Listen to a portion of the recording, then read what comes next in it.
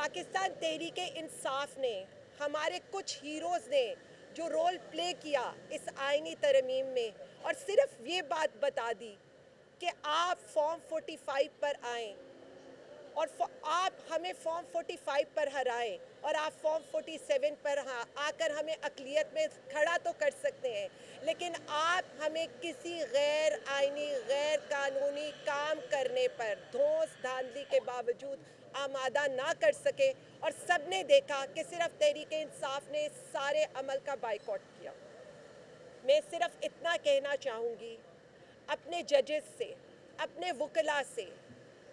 9 April کے بعد جو فسطائیت کا بازار پاکستان تحریک انصاف کے ساتھ کیا گیا، ہر ظلم کیا گیا، ہر جبر کیا گیا، میرا لیڈر جو پچھلے 15 دن سے بجلی کے بغیر اس قید و بند کی صحبتیں برداشت کر رہا ہے، جسے یہ بھی علم نہیں ہے کہ اس کی بہنوں کو کس حالت میں کس جیل میں پھرایا جا رہا ہے، جس کی ملاقات اس کی اہلیہ سے بھی نہیں کرائی جا رہی، جسے اخبار بھی نہیں دیا جا رہا اور معیاری کھانا بھی نہیں دیا جا رہا، جو بیسک ہیومن رائٹس کی نیسیسٹیز کے بھی بغیر ہے۔ اس نے صرف اتنا کہا کہ میں آخری سانس تک اپنی قوم کے لیے لڑوں گا، اور اس نے نہ صرف یہ کہا بلکہ کر دکھایا۔ ایک وہی مرد حق ہے جو کھڑا ہوا اس سارے فاشزم کے خلاف، اس سارے ظلم کے خلاف، اس سارے جبر کے خلاف۔ آپ نے دھوس دھاندلی پر آئینی ترامیم تو قبول کروا لیں، لیکن مجھے صرف اتنا بتائیں کبھی آپ عوامی حمایت حاصل کر سکیں گے؟ آپ نے اسلامی روایات کے اگینسٹ یہ آئینی ترامیم تو قبول کرا لیں، لیکن مجھے صرف اتنا بتائیں کہ کیا کوئی یہ کہہ سکے گا کہ عمر بن خطاب سے بھی کوئی عام شہری سوال کر سکے گا، یا حضرت علی کو بھی کوئی کٹہرے میں کھڑا کر سکے گا؟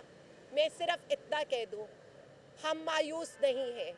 کیونکہ میرا لیڈر جیل میں بیٹھ کر بھی جیت گیا، اور آپ دھوس دھاندلی سے یا آئینی ترامیم کر کے بھی ہار گئے،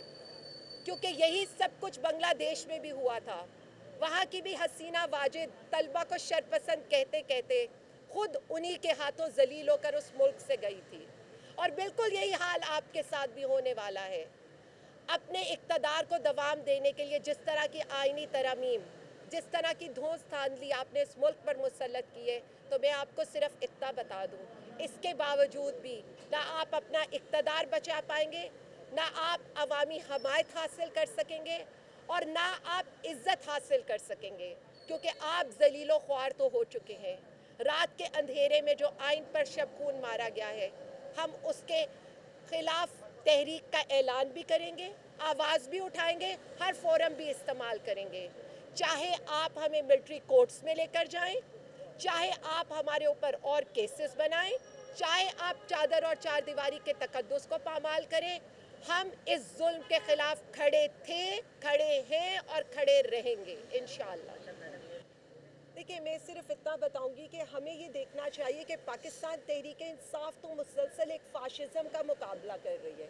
یہاں میرے خیال میں لاہور کے 49,000 گھروں کی چادر اور چار دیواری کا تقدس 9 مئی کے بعد سے پامال ہو چکا ہے۔ شاید ہی کوئی گھر ہے جن کی گھروں کی خواتین، بیٹیاں، بہویں، بہنیں محفوظ رہی ہوں، یا نہیں ہے تو کسی کے اوپر FIR ہے یا کوئی قید کے اندر بند ہے۔ میں صرف اتنا کہنا چاہتی ہوں کہ پاکستان تحریک انصاف جو جنگ لڑ رہی ہے، ہمارا ہر لیڈر، ہمارا ہر کارکن، ہمارے سوشل میڈیا ایکٹیوسٹ اس وقت جو جنگ لڑ رہے ہیں، شاید وہ پاکستان کی بقا کی جنگ ہے۔ تو یہ PTI سے زیادہ اب پاکستانی قوم پر یہ فرض بن گیا ہے کہ اس ظلم کے خلاف، اس جبر کے خلاف وہ نکلیں گے بھی، اور انشاءاللہ تعالیٰ اس ساری فسطائیت کا مقابلہ بھی کریں گے۔ میڈم، تحریک انصاف کے رہنما معرض سے لیڈر جو ہیں وہ نظر ہی نہیں آ رہے پورے پلیٹ فارم پہ، وہ کیوں ہے؟ میں صرف اتنا کہوں گی، آپ کے سامنے ساری صورتحال ہے۔ حماد اظہر صاحب کے اوپر کتنے مقدمات ہیں، میاں اسلم صاحب کے اوپر، ہمارے جو لاہور کی قیادت ہے اس وقت اویس یونس صاحب وہ جیل کے اندر ہیں، ہمارے شیخ امتیاز صاحب، اس وقت پوری پارٹی ایک فاشزم کا، ظلم کا، جبر کا مقابلہ کر رہی ہے۔ میں صرف اتنا کہنا چاہوں گی کہ یہ اس وقت عوام نے یہ دیکھنا ہے کہ ہیرو کون ہے اور زیرو کون ہے، غدار کون ہے اور ملک کے ساتھ وفادار کون ہے۔ تو پاکستان تحریک انصاف کی قیادت، کارکنین متحد ہو کر اس ظلم کے خلاف کھڑے بھی ہوں گے، اس جبر کا مقابلہ بھی کریں گے، اور میں آپ کو بتا رہی ہوں کہ انشاءاللہ تعالی واپس خان صاحب کو اقتدار میں بھی لے کر آئیں گے۔ कर लेते हैं, आप लोग कर लें।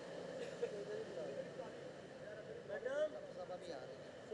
लेकिन मेरी ना बेटी